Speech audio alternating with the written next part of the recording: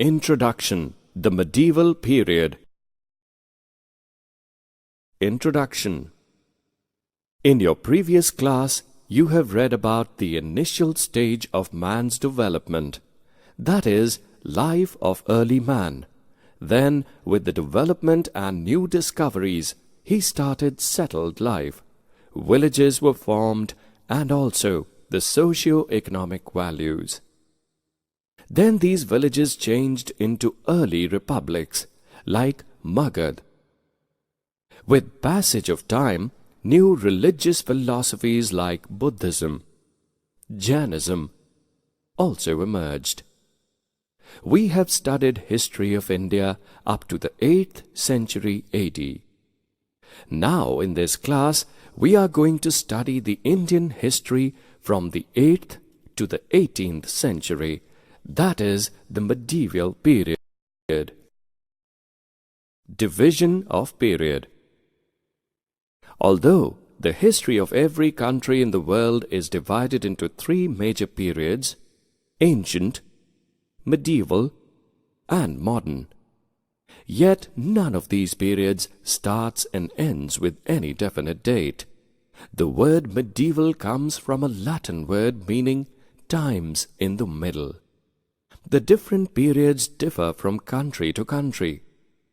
As for example, the medieval or middle period in Europe extends from 500 AD to 1500 AD. But here in India, the medieval period is counted from the death of Harsha, that is the 8th century AD, to the 18th century AD. Thus, medieval period in India lasted for about 1000 years. As such, it is that period in our history which lies between the ancient and the modern periods. The history of this period shows a fusion of the Hindu and the Islamic cultures. In the middle of the 19th century, British historians divided the history of India into three periods: Hindu, Muslim, and British.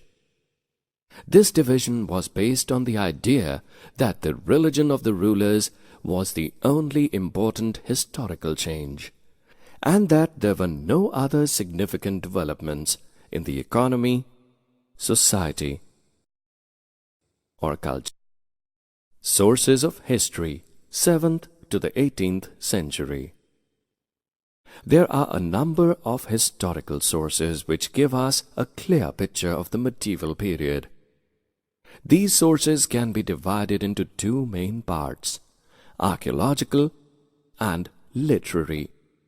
Archaeological sources includes inscriptions, coins, buildings, and monuments. Inscriptions written on copper plates, stones, rocks, temples, walls, and bricks are found in the villages and in the towns. These reveal facts about the life of the people of that period. Archaeologists have also found coins which give us information regarding the dates and names of various rulers. Some information from these coins can be gained about the economic conditions of the medieval period. Several temples, mosques, forts, tombs, and palaces built in this period also provide valuable information. Ancient temples at Khajuraho, Konark, and Mount Abu, etc. of different regions, and mosques, that is, Jama Masjid, Moti Masjid, forts like Agra Fort, Red Fort, Gwalior Fort, etc., tombs and palaces such as Jaisalmer, Jaipur, Jodhpur are the prominent sources. The second and major source category is literary source. The literary sources of this period are the religious works and commentaries on the previous classical texts, such as Smritis, the Dharma Sutras, Puranas, and on the works of medicine, astronomy, and other sciences. In the field of prose, literature, dramas, stories, and folklores were written. Some of the famous ones are Katha Sarit Sagar and Brihat Katha Kosh. Among the famous Sanskrit compositions is Rajatarangini, which records the history of Kashmir written by Kalahana. Prithviraj Raso, written by Chandabardai, is another famous work which throws light on the military, political, and socio-economic conditions of India during the reign of the brave and valiant Prithviraj Chauhan. The Muslim rulers patronized the writing of history of their period, mainly in Persian. Famous works of history written during this period are Al-Biruni's Tahqiq-e-Hind, Barani's Tarikh-e Firoz Shahi, Abdul Fazl's Ain-e-Akbari, and Akbarnama, Badauni's Muntakhabul Tawarish, and Abdul Hamid Lahori's Padshahnama. Some of the rulers also wrote their autobiographies, which gave a vivid account of the history, society, and culture of the period. The famous works are Firoz Shah Tughlaq's Futuhat-e Firoz Shahi, Babar's Tuzuki Babari, and Jahangir's Tuzuki Jahangiri. As medieval period was a period of great mobility, many travelers traveled to India and gave an account of India, about its rulers, its economic, social, and political set. Some of these are the accounts of Ibn Battuta, Marco Polo, Niccolo Conti, Abdur Razzaq, Ralph Fitch, Bernier, and Tavernier. Another important literary source of this period are the Farmans, imperial decrees, orders, and correspondence of the king. New social and political groups. Medieval period of Indian history is a period of political and social transformations. Due to increased awareness and trade with other parts of the continent, many new invaders attacked India for different purposes, such as to loot the riches of India, to establish their own kingdom in India. The travelers or invaders who came to India during this period brought new ideas, technologies, and culture along with them. A variety of developments in technology, such as the use of the Persian wheel in irrigation, the spinning wheel in weaving, and firearms in combats. Moreover, new food and beverages like the potatoes, corn, chilies, tea and coffee arrived in the subcontinent.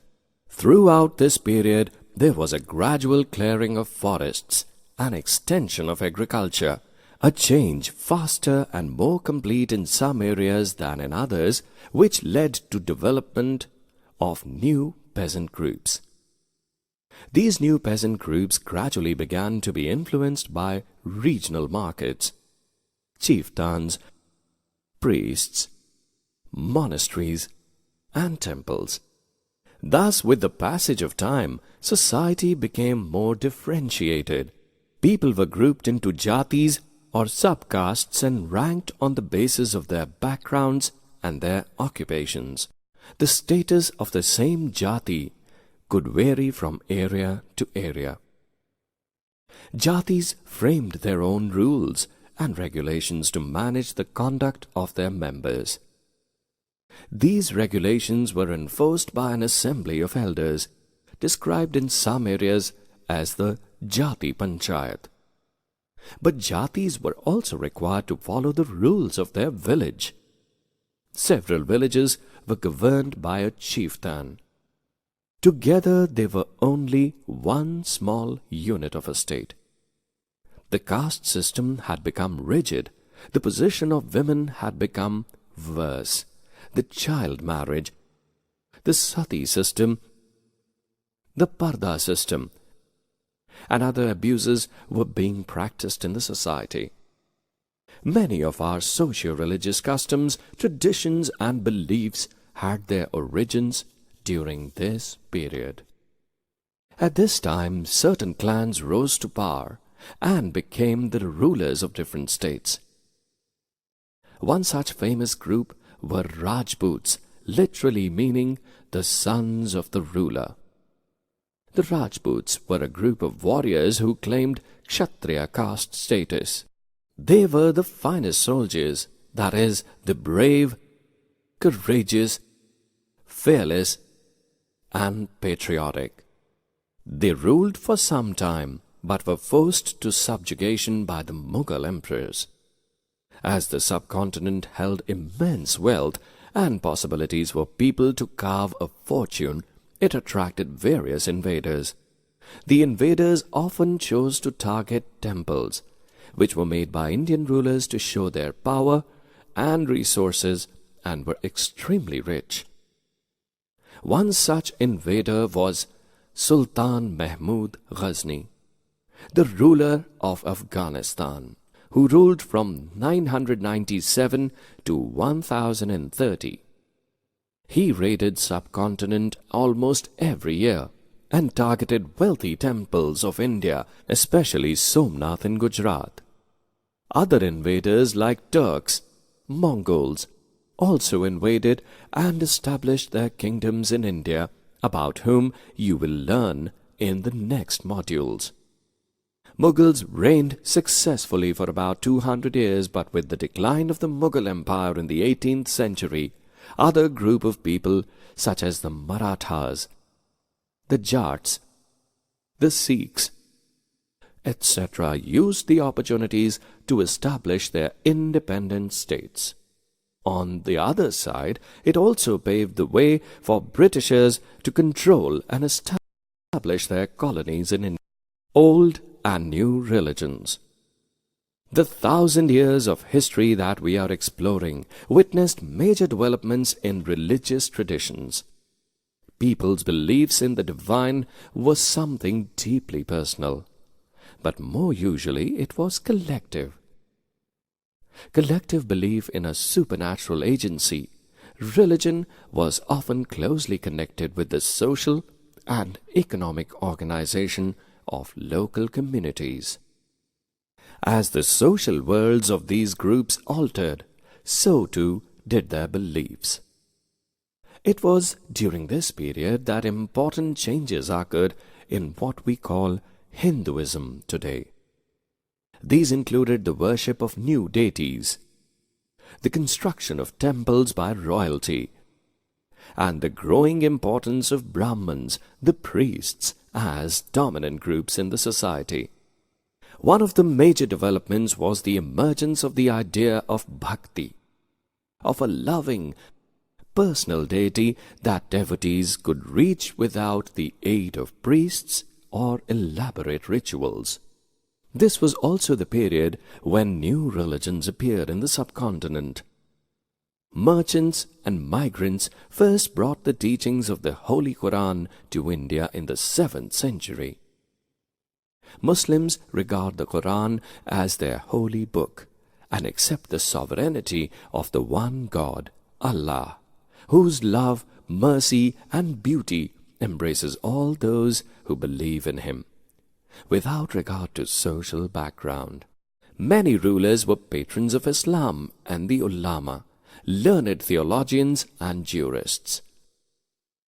And like Hinduism, Islam was interpreted in a variety of ways by its followers. There were the Shia Muslims who believed that the Prophet's son-in-law Ali was the legitimate leader of the Muslim community, and the Sunni Muslims who accepted the authority of the early leaders, Khalifas of the community, and succeeding Khalifas. There were other important differences between the various schools of law, Hanafi and Shafi'i, mainly in India, and in theology and mystic traditions.